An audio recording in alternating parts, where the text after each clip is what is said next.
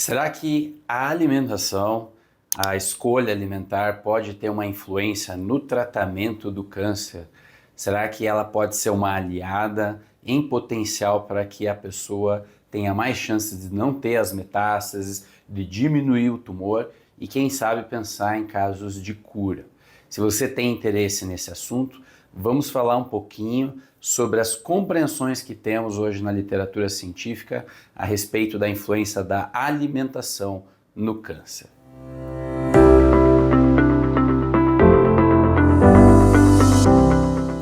Em geral, pessoal, dentro de uma abordagem mais focada em doença e sem levar em consideração todos os estudos que estão sendo realizados a respeito da alimentação e câncer, a tendência da oncologia tradicional é falar para o paciente que ele deve comer de tudo, que ele deveria se alimentar bastante para tentar ter estrutura para aguentar o tratamento da rádio, da quimioterapia, da própria cirurgia. Ou seja, esse paciente ele passa a comer de tudo, né? Não há uma orientação específica nenhuma em relação ao que seria mais interessante do ponto de vista do tratamento, e muitas vezes esse aspecto da alimentação é deixado de lado nos tratamentos do câncer. No entanto, hoje a gente já tem um corpo de ciência, um corpo de estudos mostrando que sim, há algumas compreensões sobre a célula cancerosa e há também algumas intervenções nutricionais que possam ser interessantes para o paciente que está no processo de tratamento do câncer. A primeira compreensão é a gente levar em consideração que o principal aspecto que gera um câncer no nosso organismo, ele não é genético. Se acreditava que o câncer era definido simplesmente pelos genes. E hoje a gente sabe que é epigenético. Você pode ter genes que têm chance de desenvolver câncer e nunca desenvolver, porque o teu estilo de vida é saudável e você faz uma proteção da expressão desses genes através de vários vigilantes, né, dentro do nosso organismo, como o P53, que faz um controle desses oncogenes. No entanto, se você ficar ao contrário, exposto a substâncias químicas carcinogênicas, alimentação inadequada, estilo de vida sedentário, muito estresse e etc., vários outros aspectos que podem desencadear o câncer, você vai estar dentro daqueles 80% de cânceres que são definidos pelo estilo de vida, pelos grandes gatilhos do estilo de vida, frente a um corpo que já tem uma certa tendência, né, algum gene que pode ser expresso. Apenas 20% dos cânceres em geral são geneticamente realmente determinantes, ou seja, a pessoa tendo essa mutação possivelmente vai ter o câncer mesmo que tenha um estilo de vida saudável. Por isso que é um assunto de alta complexidade estudar câncer. Mas o terreno biológico é muito importante. Uma compreensão que nós temos a respeito do metabolismo da célula cancerosa é que as células do câncer têm um aumento na captação de glicose e também elas têm um aumento dos receptores de insulina. A gente sabe que a insulina é um hormônio anabólico, né? Então as células do câncer tentam aumentar esses receptores de glicose e insulina para poder captar isso do sangue e poder gerar o processo de angiogênese, de aumento, de mitose, multiplicação celular, para realmente poder crescer, né? Então é uma célula que ela tem um mecanismo aperfeiçoado de captação de açúcar muito maior do que as nossas células normais, saudáveis. Ou seja, o câncer ele depende de glicose para ele poder crescer, né? Então aí já é um insight sobre que tipo de estratégia nutricional pode ser interessante para você combater o aumento do tumor. Então esses dois aspectos já são bem estudados, né? E também levar em consideração que as células cancerosas elas fazem uma produção de energia a partir da glicólise, ao invés da respiração celular. O processo de glicólise ele é um processo inefetivo, muito custoso para o organismo para gerar ATP, energia para poder fazer o processo acontecer, né? Para que a célula se multiplique, para que o câncer consiga aumentar de tamanho. Mas ele usa esse processo que é inefetivo, que é a glicólise, ao invés da respiração celular, que é o que a maior parte das nossas células está utilizando em situações normais, né? Sem grande esforço físico, que o esforço físico pode também levar à glicólise.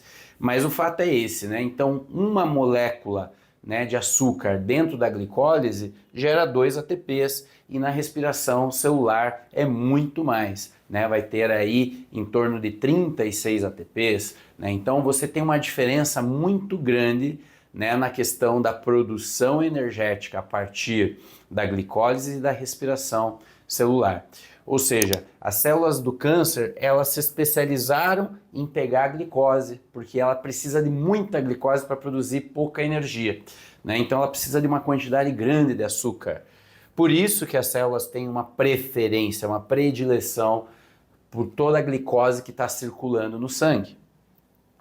Então esse efeito, né, bioquímico é chamado efeito Warburg, que foi um cientista, né, ganhou o prêmio Nobel de Bioquímica, mostrando que realmente se você tiver com açúcar aumentado na corrente sanguínea, açúcar, né, de alto teor glicêmico, né, que realmente gere muita glicose, você vai ter um aumento do próprio tumor e também aumento das metástases, espalhando o câncer por todo o organismo, né? Então, também é estudado que esse aumento do consumo de açúcar, que muitas vezes o paciente está tendo, né, que está junto com a piora do câncer, gera alguns lixos metabólicos bem importantes, como os AIDs, né, que são os produtos avançados da glicação. Basicamente, esses AIDs, existem receptores para eles, né, em várias células, e o corpo, o tumor, né, o câncer, ele usa desses AIDs para poder aumentar a sua invasão. Então é muito importante a gente tentar diminuir no tratamento do câncer, na estratégia nutricional, esses produtos avançados da glicação. Como que a gente poderia fazer isso?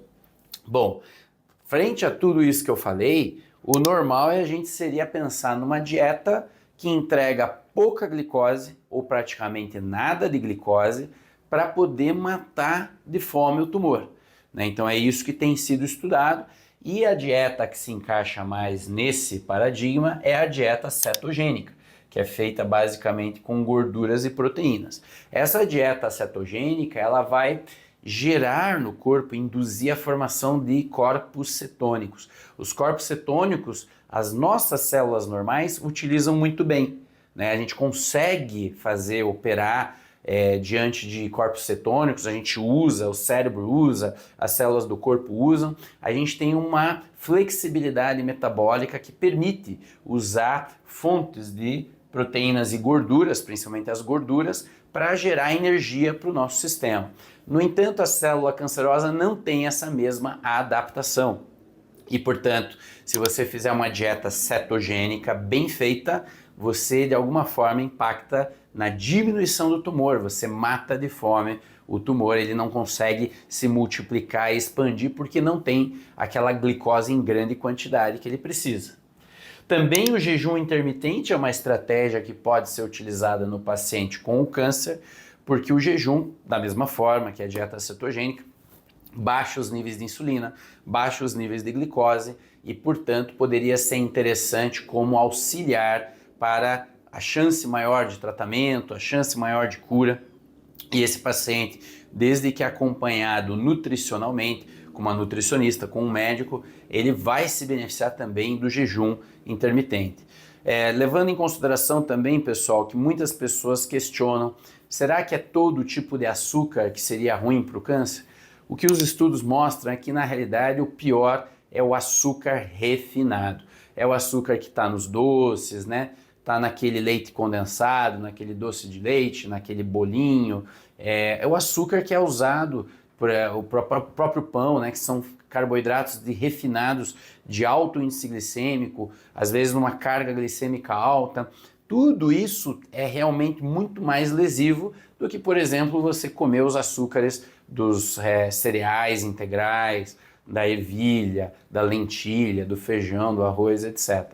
Então, realmente, o que a gente tem que se preocupar, principalmente se o paciente não está fazendo a cetogênica, é pelo menos que ele consuma carboidratos saudáveis, carboidratos que venham agregados com fibras, antioxidantes e outros nutrientes que ajudam também a combater o câncer. Espero que vocês tenham gostado desse vídeo, foi uma revisão sobre questão de dieta e câncer e se você não se inscreveu no canal, já se inscreva, dê o seu like, compartilhe o vídeo, que a gente está sempre aqui colocando assuntos pertinentes à sua saúde e da sua família. Até mais!